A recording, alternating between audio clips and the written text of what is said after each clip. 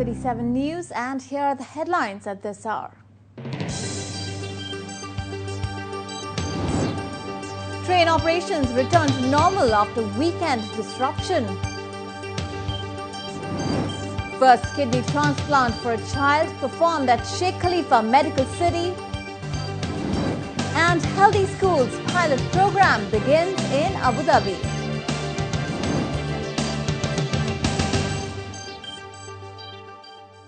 Train operations on Dubai Metro returned to normal today after hundreds of passengers were stranded yesterday due to technical problems. Trains were suspended on the major part of the Red Line due to signalling problems at one of the newly opened stations, Ibn Battuta. Operations between Al Rashidiyah and Burj Khalifa station were curtailed and buses were deployed to carry passengers to other stations. Meanwhile, 7 new stops have finally opened along the metro line, offering transportation to densely populated areas of Dubai. Passengers can now board trains at the Ibn Battuta, Marina, Dubai Internet City, Emirates Towers, Al Karama, Airport Terminal 1 and Emirates stations. Dubai residents Hannah and Antonia cut their travel time in half while escorting family to the airport. We dropped our mom here because they're going back home. So this metro helps a lot. Before, when we came here, my first came here about 4 years ago, it was like you have to take a taxi. And you have to be like double ahead of time for coming here in the airport.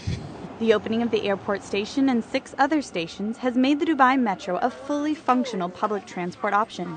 Passengers can travel from one end of the emirate to the other at a low cost. We were just thinking to go to city center and we were not in the mood. Before it was like that, so we could have to go 15 or 20 minute walk or to hire a taxi, but it's now very convenient to take a metro. I'm living Karama and I'm a happy people. I always want to go to Dubai Mall and Mall of Emirates, and it's become easier. The metro will increase Dubai's tourism appeal as well. I have been in Abu Dhabi and I just came on a visit to visit my friend's place in Dubai, and they stay in Karama, and I read in the newspaper today also that Al Karama station will be open today. Therefore, I just thought I will take my kid. She will enjoy the ride. It will go under the sea also. Sea also, and even the road. I enjoyed that more. Residents in these new metro areas have been anticipating their opening for months.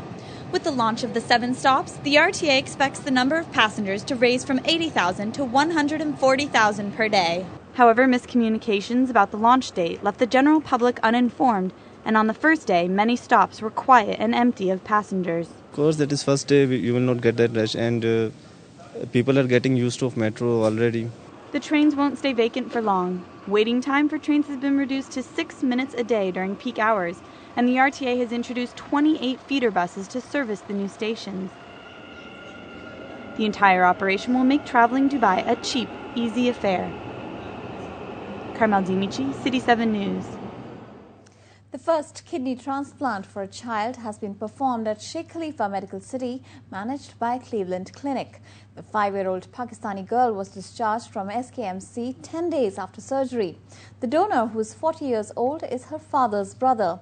The renal transplantation program was started in February 2007 and was created under the guidance of Abu Dhabi Health Services and Cleveland Clinic. Doctors at the hospital expect to perform at least 4 more renal transplants for children this year, as long as a living related donor is available.